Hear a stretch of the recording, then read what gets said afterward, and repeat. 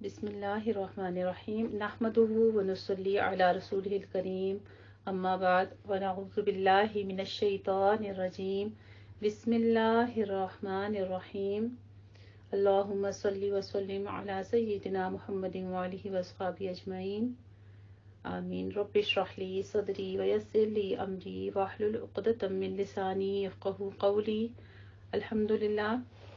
آج ہم اپنے مسائل میں زکوٰۃ کا کچھ جانیں گے۔ زکوٰۃ کے بارے میں کچھ مسائل ہیں جو ہم نے پڑھنے ہیں، اور چونکہ یہ رمضان کا مہینہ ہے اور آپ کے ادائیگی میں 5 فرائض میں یہ ایک اہم فریضہ رکھتا ہے، تو اس میں سب سے پہلے ہم نیت کے مسائل پڑھیں گے۔ اعمال کے اجر و ثواب کا دار و مدار نیت پر ہے۔ زکوٰۃ ادا کرتے وقت نیت کرنا ضروری ہے۔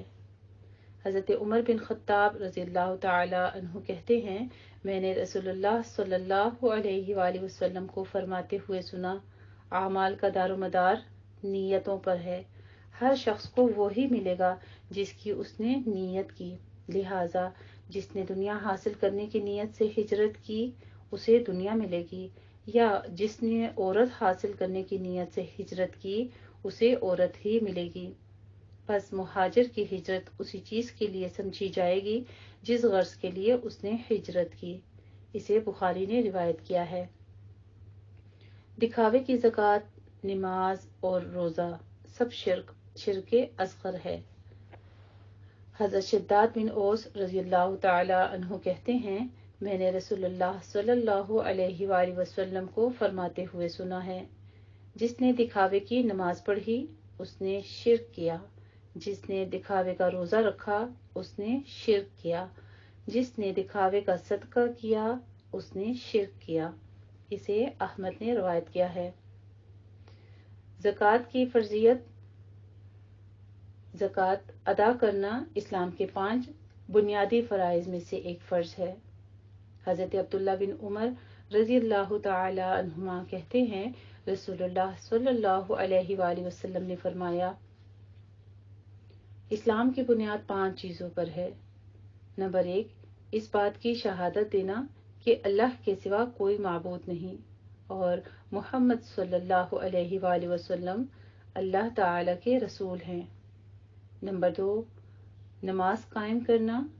نمبر 3، زکوٰۃ ادا کرنا۔ نمبر 4، حج ادا کرنا اور رمضان کے روزے رکھنا نمبر 5 ہے۔ اسے بخاری نے روایت کیا ہے۔ زکوٰۃ ادا کرنے کے عہد پر رسول اللہ صلی اللہ علیہ وآلہ وسلم نے بیعت لی۔ حضرت جریر بن عبداللہ رضی اللہ تعالی عنہ کہتے ہیں، میں نے نبی کریم صلی اللہ علیہ وآلہ وسلم سے نماز قائم کرنے، زکوٰۃ دینے اور ہر مسلمان کی خیر خواہی کرنے پر بیعت کی۔ اسے بخاری نے روایت کیا ہے۔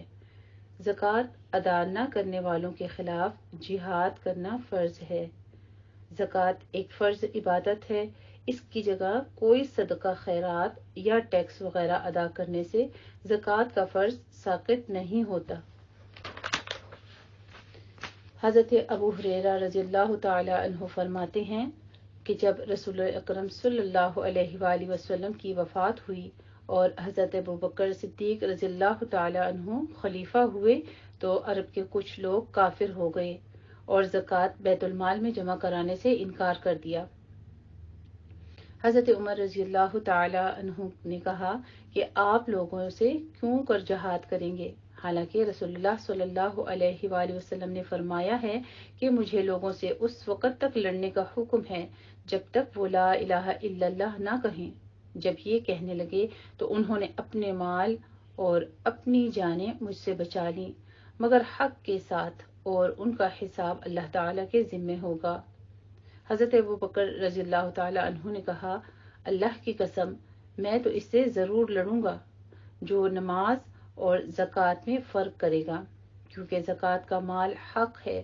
واللہ اگر یہ لوگ ایک بکری کا بچہ بھی جو رسول اللہ صلی اللہ علیہ وآلہ وسلم کو دیا کرتے تھے مجھے نہ دیں گے تو ان سے ضرور لڑائی کروں گا۔ حضرت عمر رضی اللہ تعالی عنہ نے فرمایا، واللہ اللہ تعالی نے ابو بکر صدیق رضی اللہ تعالی عنہ کا سینہ کھول دیا تھا اور میں جان گیا کہ حق یہی ہے۔ اسے بخاری نے روایت کیا ہے۔ زکوٰۃ کی فضیلت۔ زکوٰۃ ادا کرنے والا جنتی ہے۔ حضرت ابو ہریرہ رضی اللہ تعالی عنہ کہتے ہیں کہ ایک اعرابی نبی کریم صلی اللہ علیہ وآلہ وسلم کی خدمت میں حاضر ہوا اور عرض کیا، مجھے ایسا عمل بتائیے جسے کرنے سے میں جنت میں داخل ہو جاؤں۔ آپ صلی اللہ علیہ وآلہ وسلم نے فرمایا، اللہ تعالی کی عبادت کر، اس کے ساتھ کسی کو شریک نہ کر، فرض نماز قائم کر، فرض زکوٰۃ ادا کر اور رمضان المبارک کے روزے رکھ۔ اس نے کہا، اللہ کی قسم میں اس سے زیادہ کچھ نہ کروں گا۔ جب وہ آدمی واپس ہوا تو آپ صلی اللہ علیہ وآلہ وسلم نے فرمایا، جسے جنتی آدمی دیکھنا پسند ہو وہ اسے دیکھ لے۔ اسے بخاری نے روایت کیا ہے۔ زکوٰۃ ادا کرنے والے کے ایمان کی گواہی رسول اللہ صلی اللہ علیہ وآلہ وسلم نے دی ہے۔ حضرت ابو مالک اشعری رضی اللہ تعالی عنہ سے روایت ہے کہ نبی کریم صلی اللہ علیہ وآلہ وسلم نے فرمایا، وضو اچھی طرح کرنا نصف ایمان ہے اور الحمدللہ کہنا میزان کو نیکیوں سے بھر دیتا ہے۔ سبحان اللہ اور اللہ اکبر کہنا آسمان اور زمین کو نیکیوں سے بھر دیتا ہے۔ نماز قیامت کے دن روشنی ہوگی اور زکوٰۃ صاحب ایمان ہونے کی دلیل ہے۔ صبر کرنا پریشانیوں اور مصائب میں راہ دکھانے کے لیے روشنی ہے، اور قرآن قیامت کے روز گواہی دے کر تیرے حق میں حجت بنے گا یا تیرے خلاف حجت بنے گا۔ اسے نسائی نے روایت کیا ہے۔ حضرت خالد بن اسلم رضی اللہ تعالی عنہ کہتے ہیں کہ ہم عبداللہ بن عمر رضی اللہ تعالی عنہما کے ساتھ نکلے تو ایک دیہاتی نے کہا، مجھے اللہ تعالی کے اس قول والذین یکنزون الذھب والفضة کے مطلب سے آگاہ فرمائیے۔ حضرت عمر بن خطاب رضی اللہ تعالی عنہما نے فرمایا، جس آدمی نے سونا چاندی جمع کیا اور اس کی زکوٰۃ نہ دی تو اس کے لیے خرابی ہے، اور یہ آیت زکوٰۃ کا حکم اترنے سے پہلے کی ہے۔ جب زکوٰۃ فرض ہوئی تو اللہ تعالی نے مال زکوٰۃ کے ذریعے پاک کر دیا۔ اسے بخاری نے روایت کیا ہے۔ زکوٰۃ ادا کرنے سے مال میں اضافہ ہوتا ہے، نہ کہ کم ہوتا ہے، اور یہ ایسا فریضہ ہے جو کہ انشورنس کے طور پہ آپ کے مال کو بار بار بڑھائی جاتا ہے۔ زکوٰۃ ادا کرنے میں کسی قسم کا بخل نہیں کرنا چاہیے، نہ یہ سوچنا چاہیے کہ اس سے میرا مال کم ہوگا، بلکہ اللہ سبحانہ وتعالی مال کو پاکیزہ کر دیتے ہیں اور اس میں اضافہ فرماتے ہیں۔ زکوٰۃ کی اہمیت۔ جس نے سونے اور چاندی کی زکوٰۃ ادا نہ کی، قیامت کے دن اس سونے اور چاندی کی تختیاں بنا کر آگ میں گرم کی جائیں گی اور ان سے اس کے مالک کی پیشانی، پیٹھ اور پہلو داغے جائیں گے۔ جن جانوروں کی زکوٰۃ ادا نہ کی جائے، قیامت کے دن وہ جانور اپنے مالک کو 50,000 سال تک اپنے پاؤں تلے رونتے رہیں گے۔ استغفر اللہ العظیم۔ یعنی کہ صرف سونے کے اوپر ہی زکوٰۃ نہیں ہے، مال مویشی، جائیداد وغیرہ، زمین، ہر چیز کے اوپر زکوٰۃ واجب ہے جو صاحب حیثیت ہو۔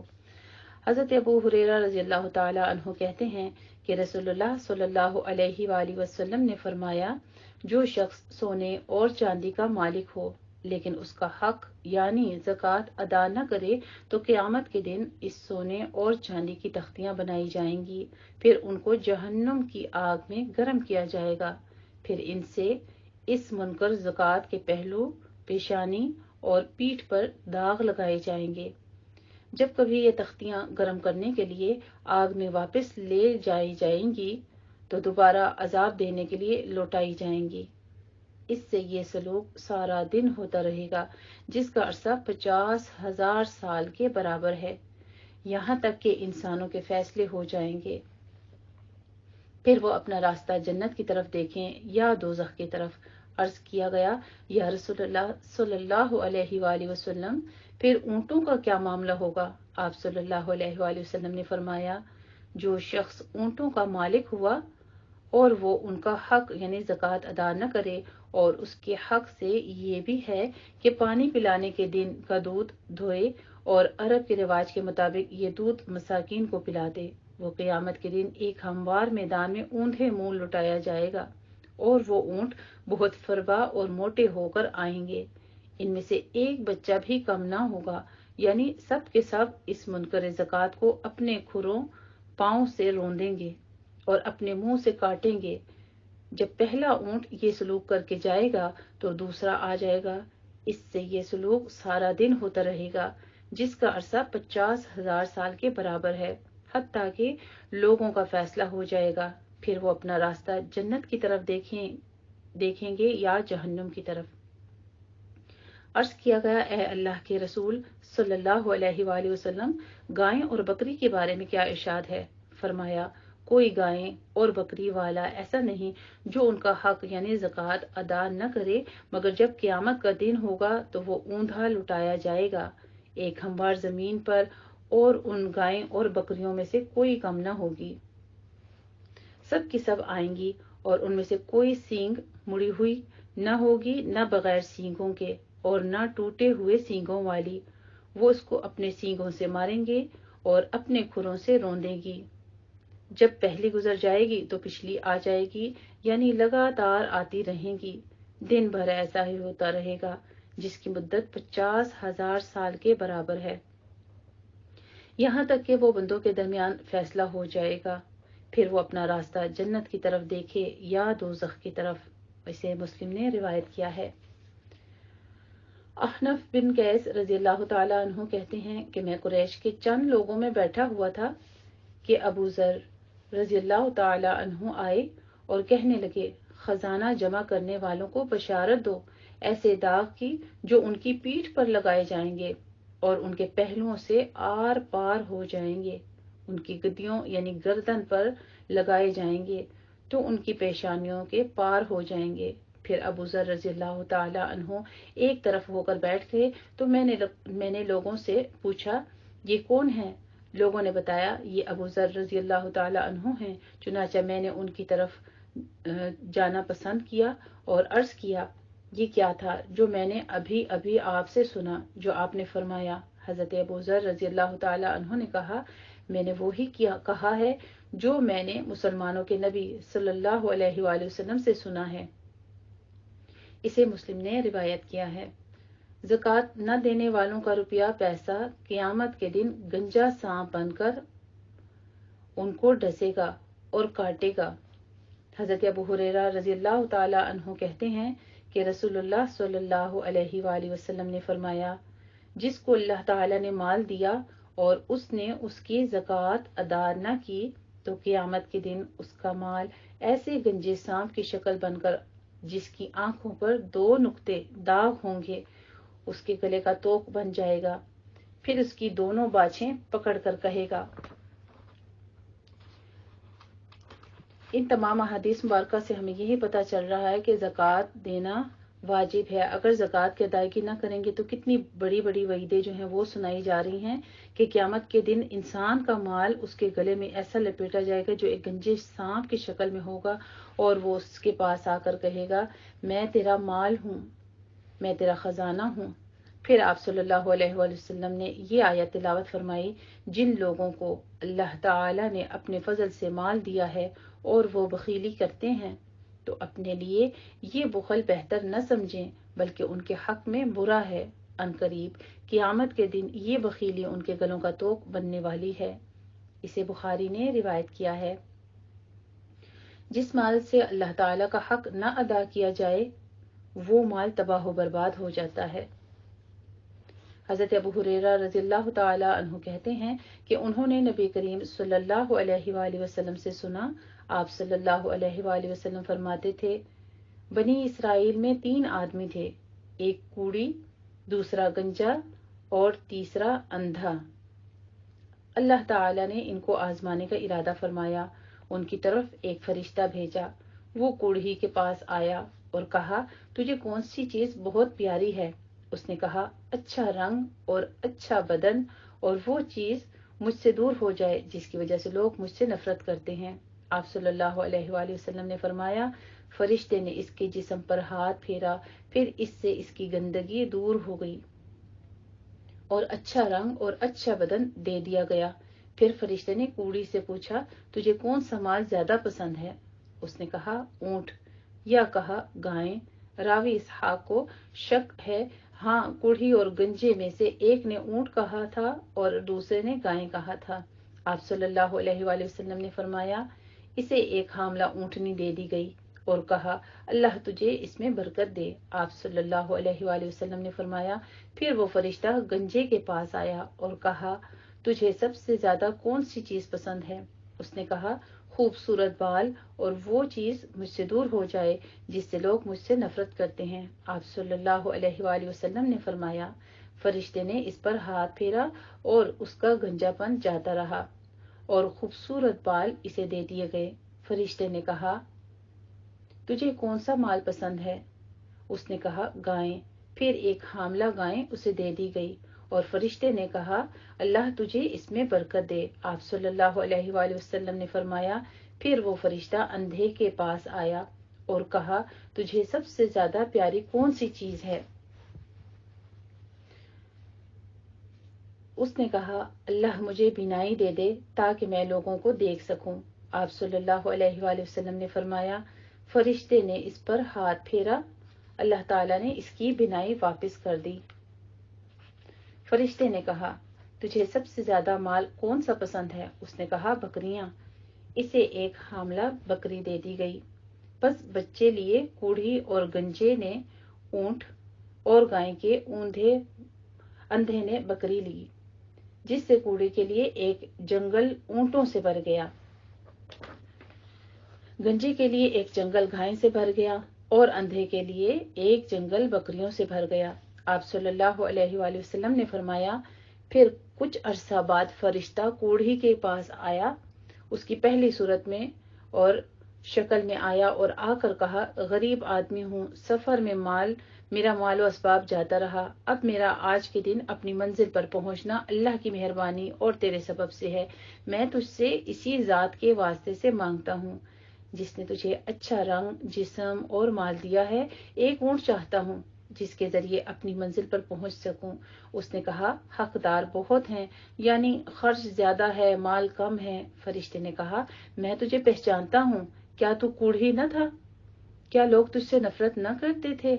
اور تو غریب تھا، اللہ نے تجھے صحت اور مال دیا۔ اس نے کہا، مجھے تو یہ مال و دولت باپ دادا سے وراثت میں ملا ہے۔ فرشتے نے کہا، تو جھوٹا ہے، اللہ تجھے ویسا ہی کر دے جیسا کہ تو تھا۔ آپ صلی اللہ علیہ وآلہ وسلم نے فرمایا، پھر فرشتہ گنجے کے پاس آیا اور اسے وہی کہا جو کوڑھی سے کہا تھا۔ گنجے نے وہی جواب دیا جو کوڑھی نے دیا تھا۔ فرشتے نے کہا، اگر تو جھوٹا ہے تو اللہ تجھے ویسا ہی کر دے جیسا تو تھا۔ آپ صلی اللہ علیہ وآلہ وسلم نے فرمایا، پھر وہ فرشتہ اندھے کے پاس اس کی سابقہ صورت میں آیا اور کہا، غریب مسافر ہوں، سفر میں میرا مال و اسباب جاتا رہا، آج میں اپنی منزل پر نہیں پہنچ سکتا ہوں، مگر اللہ تعالیٰ کی مہربانی اور تیرے سبب سے تجھ سے اسی ذات کے واسطے سے مانگتا ہوں جس نے تجھے بینائی دی، ایک بکری چاہتا ہوں کہ اس کے باعث اپنی منزل پر پہنچ سکوں۔ اندھے نے کہا، بے شک میں اندھا تھا، مجھے اللہ تعالیٰ نے بینائی دی، بس تو جو چاہے لے لے اور جو چاہے چھوڑ دے، اللہ کی قسم آج کے دن میں تیرا ہاتھ نہ پکڑوں گا اس چیز سے جسے تو اللہ کے لیے لینا چاہتا ہے۔ فرشتے نے کہا، اپنا مال اپنے پاس رکھ، حقیقت یہ ہے کہ تم تینوں کو آزمایا گیا، بس تجھ سے اللہ راضی ہو اور تیرے دونوں ساتھیوں پر غصہ کیا گیا۔ اسے بخاری اور مسلم نے روایت کیا ہے۔ زکوٰۃ نہ دینے والا دوزخی ہے۔ حضرت انس بن مالک رضی اللہ تعالی عنہ فرماتے ہیں کہ رسول اللہ صلی اللہ علیہ وآلہ وسلم نے فرمایا، زکوٰۃ نہ دینے والا قیامت کے دن آگ میں ہوگا۔ اسے طبرانی نے روایت کیا ہے۔ زکوٰۃ ادا کرنے والے لوگوں کو اللہ تعالیٰ قحط سالی میں مبتلا کر دیتے ہیں۔ حضرت بریدہ رضی اللہ تعالی عنہ کہتے ہیں، رسول اللہ صلی اللہ علیہ وآلہ وسلم نے فرمایا، زکوٰۃ ادا نہ کرنا اور اس کو ادا نہ کرنے والے لوگوں کو اللہ تعالیٰ قحط سالی میں مبتلا کر دیتے ہیں۔ اسے طبرانی نے روایت کیا ہے۔ زکوٰۃ ادا نہ کرنے والے پر رسول اللہ صلی اللہ علیہ وآلہ وسلم نے لعنت فرمائی ہے۔ حضرت علی رضی اللہ تعالی عنہ کہتے ہیں، رسول اللہ صلی اللہ علیہ وآلہ وسلم نے سود کھانے والے، کھلانے والے، گواہی دینے والے اور کتابت کرنے والے سب لوگوں پر لعنت فرمائی ہے۔ نیز بال گندوانے والی پر، زکوٰۃ ادا نہ کرنے والے پر، حلالہ نکالنے اور نکلوانے والے پر بھی لعنت فرمائی ہے۔ اسے اصبہانی نے روایت کیا ہے۔ الحمدللہ آج کتاب الزکوٰۃ ہمارا یہیں تک تھا۔ انشاءاللہ کل اس کے بارے میں کچھ اور مسائل جانیں گے۔ وآخر دعوانا الحمدللہ رب العالمین۔